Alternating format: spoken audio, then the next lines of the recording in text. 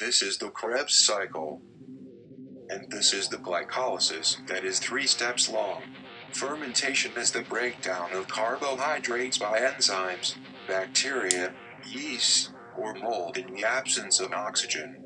Krebs cycle, a series of biochemical reactions that convert pyruvate into carbon dioxide and water. Glycolysis is the breakdown of glucose to pyruvate, which makes a small amount of energy available to cells in the form of ATP. Anaerobic describes a process that does not require oxygen.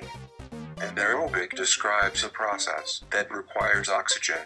The steps of glycolysis: Step 1, breaking down glucose. Step 2, NADH production. Step 3, pyruvate production. Lactic acid fermentation. In lactic acid fermentation, pyruvate is converted to lactic acid. Alcoholic fermentation. In alcoholic fermentation, pyruvate is broken down to ethanol, releasing carbon dioxide. Most of the food we eat comes from simple food chains. The beef we eat comes from a cow that ate corn. The corn received its energy from the sun. And that is how the energy in the food that you eat can be traced back to the sun.